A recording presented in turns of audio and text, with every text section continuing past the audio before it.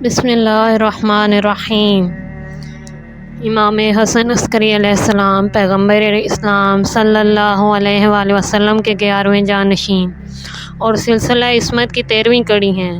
آپ کے والد ماجد حضرت امام علی نقی علیہ السلام اور والدہ ماجدہ جناب حسیہ خاتون تھیں۔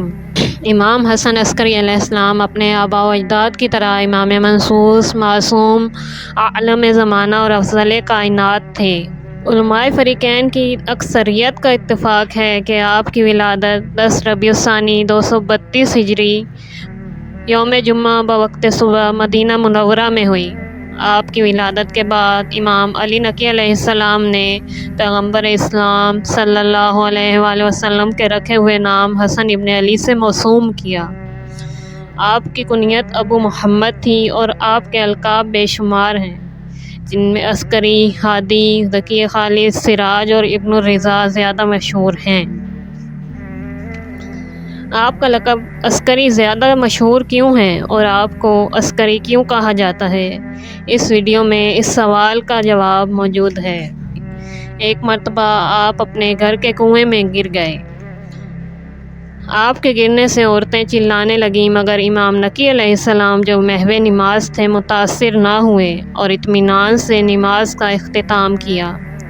اس کے بعد آپ نے فرمایا کہ گھبراؤ نہیں، حجت خدا کو کوئی نقصان نہ پہنچے گا۔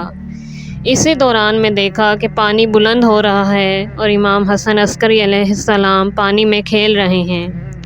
ایک اور واقعہ ہے کہ ایک دن ایک ایسی جگہ کھڑے رو رہے تھے جس جگہ کچھ بچے کھیل میں مصروف تھے۔ اتفاقاً وہاں سے بہلول دانا گزرے۔ انہوں نے کہا کہ اے نونہال، مجھے بہت افسوس ہے کہ تم اس لیے رو رہے ہو کہ تمہارے پاس وہ کھلونے نہیں جو ان بچوں کے پاس ہیں۔ سنو، میں ابھی تمہارے لیے کھلونے لے کر آتا ہوں۔ یہ کہنا تھا کہ آپ کمسینی کے باوجود بولے، ہم کھیلنے کے لیے نہیں پیدا کیے گئے، ہم علم و عبادت کے لیے خلق ہوئے ہیں۔ آپ نے فرمایا، اس کی طرف قرآن مجید رہبری کرتا ہے، کیا تم نے نہیں پڑھا؟ ترجمہ: کیا تم نے یہ سمجھ لیا ہے کہ ہم نے تم کو بس کھیل کود کے لیے پیدا کیا ہے اور کیا تم ہماری طرف پلٹ کر نہ آؤ گے؟ یہ سن کر بہلول حیران رہ گئے اور کہا کہ تم رو کیوں رہے تھے؟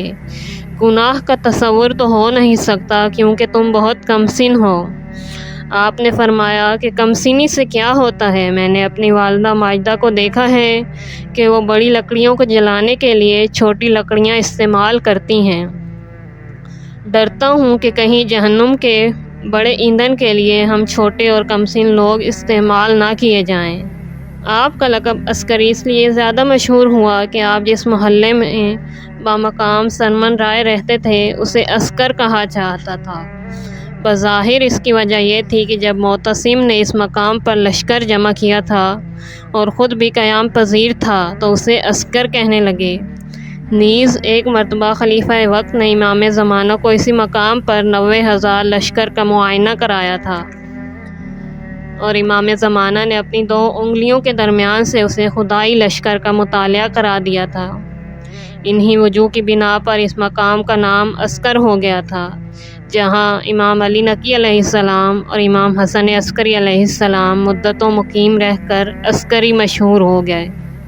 دوستو، امید ہے آپ کو ویڈیو پسند آئی ہوگی۔ اگر آپ کو ویڈیو پسند آئی ہے تو پلیز لائک کیجیے اور چینل کو سبسکرائب کیجیے۔ ملتے ہیں اگلی ویڈیو میں۔ اللہ حافظ۔